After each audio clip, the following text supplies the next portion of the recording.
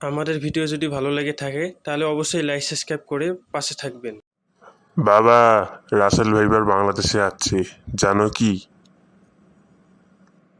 হ্যাঁ, Russell viper আবার কে রে? বাবা, তুমি রাসেল ভাইপার চেনো না? রাসেল ভাইপার হলো এমন একটি সাপ, যে সাপ বাংলাদেশে আতঙ্ক ছড়িয়ে রেখেছে। সাপের নাম আবার রাসেল ভাইপার হলো কেমনে রে? বাবা, রাসেল ভাইপারের আগের নাম ছিল চন্দ্রবোড়া। এখন মানুষ ডিজিটালভাবে নাম রেখেছে রাসেল ভাইপার। এখন সেই সাপটা এখন ভাইরাল হয়ে গেল, বুঝছেন বাবা? এটা হলো ঘটনা। ঠিক বলছিস, রাসেল ভাইপারের নাম ডিজিটাল হয়ে গেছে।